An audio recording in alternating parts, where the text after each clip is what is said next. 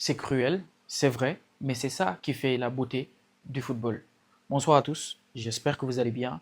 Moi, je vais très bien, alhamdoulilah.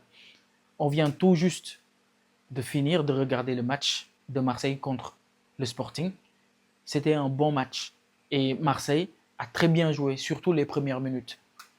On a assisté à une équipe de Marseille compétitive, une équipe de Marseille qui peut faire face aux très grandes équipes européennes. En termes de qualité, moi je ne suis pas inquiet. Mehdi Benassia et Pablo Longoria ont très bien travaillé sur ce mercato. Maintenant, le seul point noir du match, on le sait, c'est le carton rouge de Emerson. Et c'est mérité. Je sais que certains ne vont peut-être pas être d'accord avec moi, mais je considère que c'est mérité. Le premier jaune, ok, c'est sévère, mais le second est mérité. Moi, je me dis en tant que spectateur du foot, comme ce qui s'est passé avec le match du Real contre la Juventus, il y a eu un ballon qui est sorti en corner.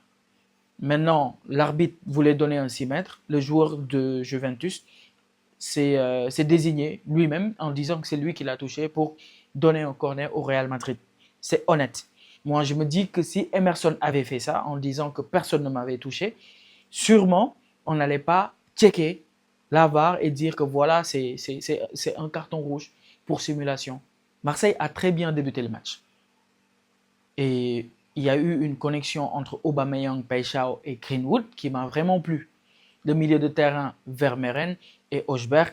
Je ne sais pas si c'est moi, mais Vermeeren me fait vraiment penser à Valentin Rongier. Physiquement, parce que déjà, si tu les regardes de loin, on dirait que c'est le même joueur. Et aussi au niveau du jeu, tout simplement, il est agressif, il est sur l'homme, il récupère énormément de ballons. J'ai la sensation que c'est un futur Valentin Rongier, mais plus technique. J'ai envie de parler du but de Paychao. Il a déjà tenté le même tir quelques minutes plus tôt, c'est sorti, hors cadre. Il a retenté le tir et là, c'était le bon. Il l'a marqué. Lui, il joue comme un Brésilien, oui. Enfin, un Brésilien qui ressemble à un Brésilien à Marseille. Encore une fois, le fait de jeu qui a changé le match, qui a tout simplement changé complètement le cours du match, c'est le carton rouge de Emerson. Ensuite, il y a le but du Sporting, comme on pouvait s'y attendre. Et ensuite, l'autre but avec la déviation, le ballon contré de Pavard. C'est triste, mais encore une fois, c'est ça le football. En tout cas, Marseille peut être déçu parce qu'ils ont fait un bon match jusqu'au carton rouge reçu. Après, euh, après, le coach a voulu mettre Vaz pour plus de vitesse, avec plus de milieu de terrain pour essayer de contrer les joueurs portugais, mais c'était déjà trop tard. Eux, ils avaient mis tout leur atout offensif parce qu'ils étaient à domicile, ils avaient leur public à côté d'eux. Il fallait mettre tous les ingrédients possibles pour vaincre Marseille et c'est ce qui est arrivé, malheureusement. Real, Madrid, Juventus. La Juve a joué avec la peur. Bon, je ne vais pas dire la peur au ventre, mais la peur de voir leur coach être limogé. Parce que la Juventus a eu beaucoup de mal en ce début de saison. Ça fait déjà 7 ou 8 matchs que la Juve n'a pas gagné. Donc, contre-performance sur contre-performance.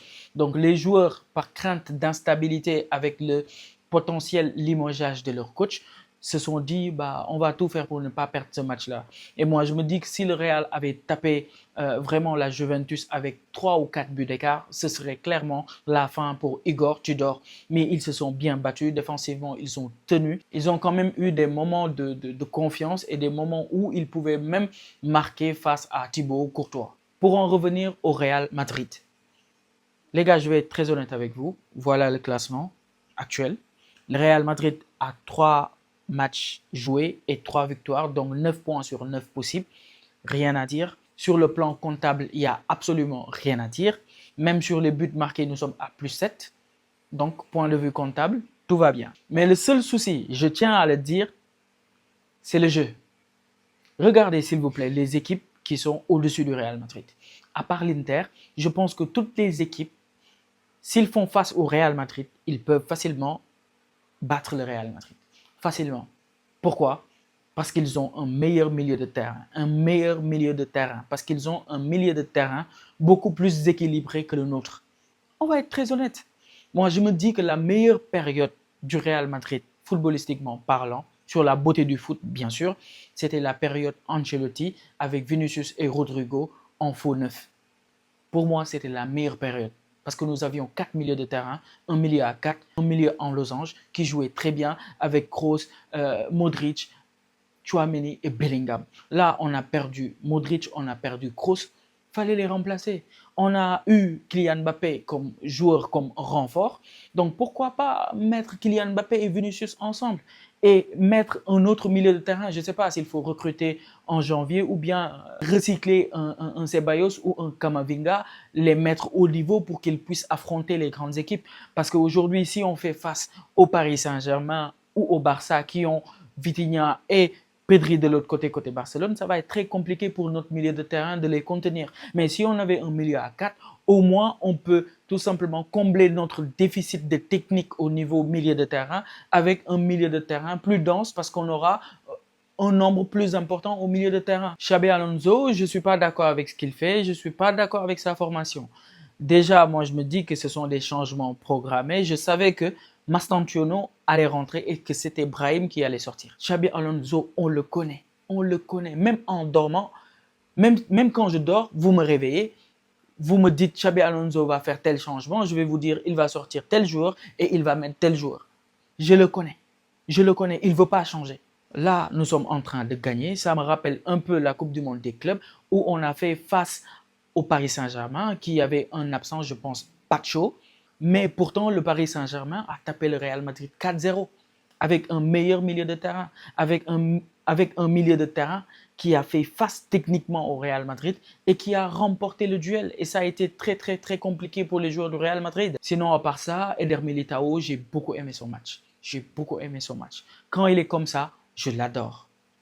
Kylian Mbappé, il a raté beaucoup d'occasions, mais il est en jambes. Il a mis Cambiasso à terre. Il est vraiment en forme. Kiki de Bondy. Vinicius, il est bon. Il est très bon. Côté vélocité, il n'y a absolument rien à dire. Avec sa vitesse, il peut déborder n'importe qui et n'importe quoi. Malheureusement pour lui, il n'est pas un buteur hors pair et ça joue contre lui malheureusement. C'était tout, c'était mes remarques par rapport au match du Real Madrid et aussi le match de Marseille. Donc n'oubliez pas de vous abonner, c'est important pour moi, c'est important pour la chaîne parce que ça va nous aider à développer cette chaîne tout simplement. Donc abonnez-vous, aimez la vidéo et surtout partagez-la avec vos amis. C'était Babacar Madrid. Peace.